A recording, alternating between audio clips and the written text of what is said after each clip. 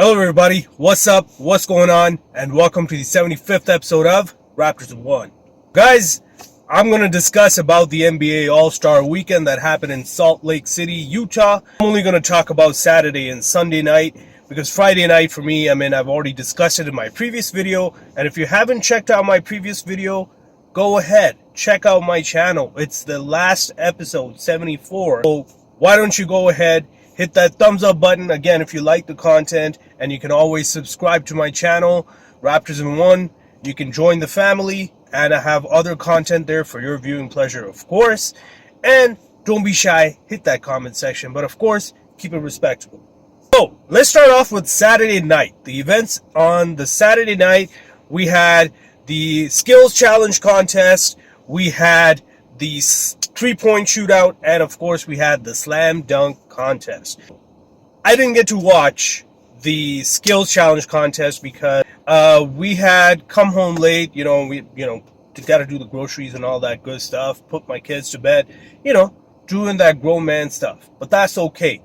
Apparently I didn't miss much, and it seemed like the Antetokounmpo brothers struck out again. Well, it is what it is, man. So, but surprise, surprise, the Utah team won the skills contest. Now, why do I say surprise, surprise? Again, conspiracy theorists, here you go. Now you can start racking up your brains and your theories and start hitting them in the comment section if you want to. It's all good, baby. But come on, last year, Cleveland hosted it, right? And who won it last year? It was the Cleveland team. It was the home team. And who won it this year? It's the Utah team. And where is it being held? In Salt Lake, Utah. So, you tell me if that is not a conspiracy, then what is it? Now, moving on, I got in just in time to watch the three-point contest. And right away, the way Damian Lillard, now, spoiler alert, if you haven't watched it, I'm sorry. You could skip it if you want. Honestly, even if you know who the winners are, it doesn't matter. You can still watch whether it's the highlights or the actual event, and it's still just as entertaining. I gotta say, Dame Dollar, he won it. There you go. Spoiler alert, right? Damian Lillard, man, I did not expect him to win it, but when he was doing the warm-ups, and I'm not gonna say that I kind of had a good feeling about it because the way he was warming up, he was looking good. He had the lift. He had the energy. Typically, what happens, when I say typically, it's not always the case, but most of the time is when it comes to three-point shooting contests, typically the ones who outlast the opponents and win are the ones who don't require very much lift. Or when I say lift, I mean like they don't require very much leg power to shoot that three-pointer. In this case, it didn't matter, man. Dame, he was shooting it and he was stroking it. So let's start off with Tyrese Haliburton. Now I know of him as a player, and I know he's a pretty good player, but I never followed this guy. I never watched his games. I'll be honest, I could care less, but he set a record, man, in that first round. 31 points. Damn. But again, young bull, right? He shot his shot pretty quick and he got tired for the next round. And that's it. Again, it's the whole point of you got to have either, if you're going to be that kind of person who needs to have that lift, jumping to hit a three-point range, myself included. So if you need to have that, you gotta have some good endurance and strength in your legs.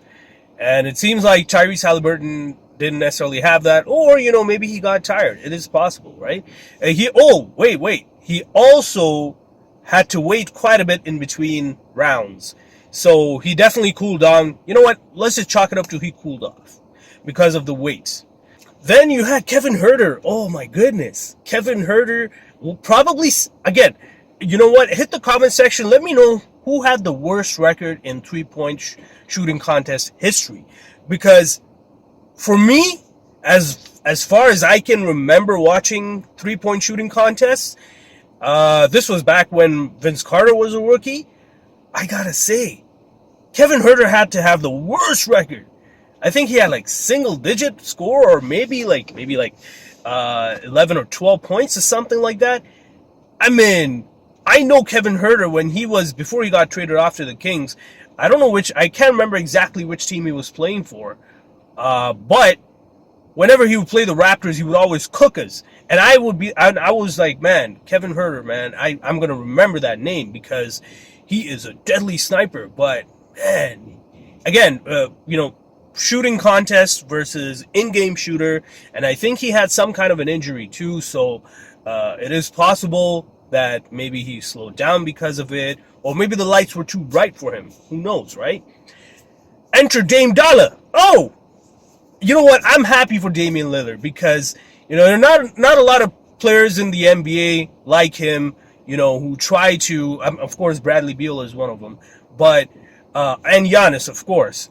But, Dame, he's stuck with Portland, and for all the rumors and stuff that you want to talk about, and we don't know what the next season holds, but at least till now, he's stuck it with Portland, and if he's going to be like a Bradley Beal and a Giannis, he's going to retire a Portland Blazer.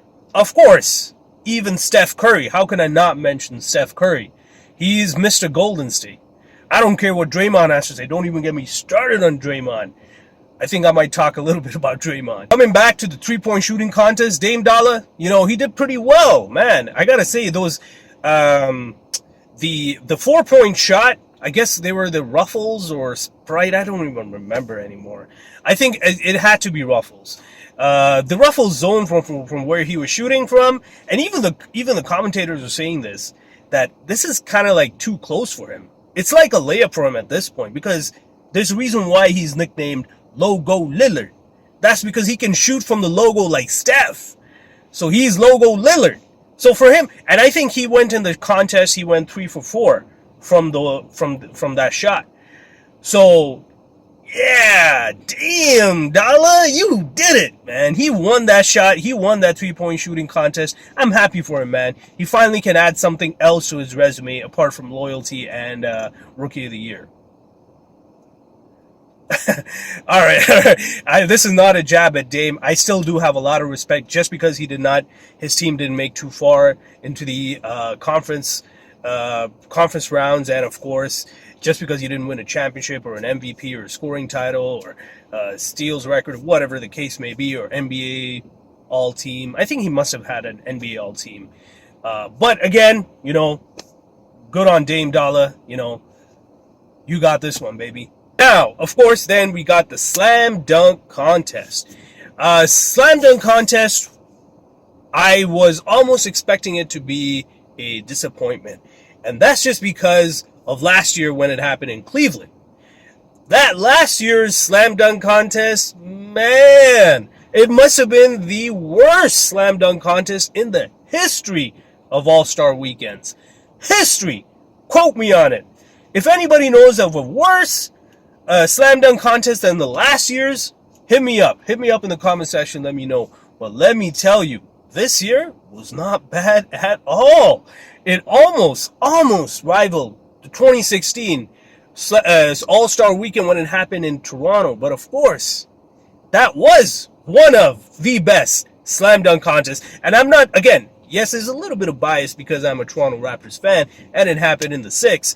But I gotta tell you, that back and forth between Aaron Gordon and Zach LaVine, you cannot recreate that. You can try, but you can't recreate it, and it was so close. It was really very, very close. It all came down to the judges, and I'm going to talk about the judges a little bit. Slam Dunk Contest, Mac McClung. There you go. Spoiler alert again. He was the big winner, and when you first look at him, when the Sixers picked him up, like, I think last week or something, he's on a 10-day, and honestly, I didn't think much about him because I was kind of like, who's this Mac McClung guy? I've never heard of him, and when you look at him, you don't think he's the kind of guy who's going to win like a slam dunk contest. But he definitely proved me wrong. And he wowed me for sure. And you know what? This year was...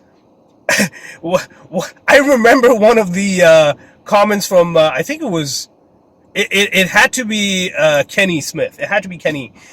So Kenny the Jet Smith, you know, when the first dunk happened, he's like, hey, yo, you know, everybody's like, wow, this was a good dunk. Oh, that was nice, you know. And he was like, you know what, guys? This dunk contest is already 10 times way better than the last year's. I still crack up just thinking about it. But that was super fast, guys. That was super fast. It was already 10 times way better, and that was just the first dunk. That goes to show you how bad last year's slam dunk was. You know, Trey Murphy 3, he was pretty close. He had some pretty decent dunks, but, you know, it was a very common trend. But Mac McClung, man, like, from the first dunk itself, he stole the show. I'm not even going to tell you guys how it was. You just need to watch it. If you can't watch this event as a whole, just look at the highlights, man. It will be a disservice to describe the kind of dunk that he made, because his first dunk itself, in my opinion, should have been his last dunk. But that's okay. He still won the contest.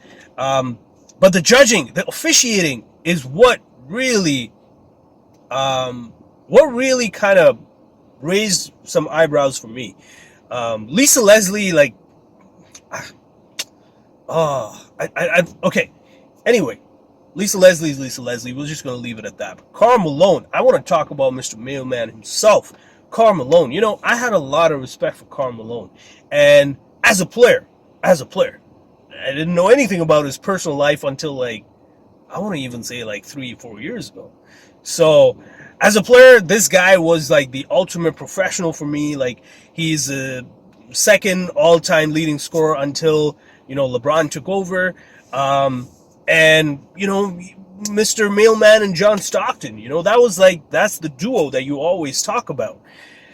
But his scoring, my goodness, I don't know, like, there was some really sketch scoring from this guy, because there's this kid from New York Knicks who did a few dunks, and he gave him pretty good scores, but then, you know, dunkers like Trey Murphy 3 and even Mac McClung at some points, he was given some weird scores, and I was like, bro, a 46, bro? Come on.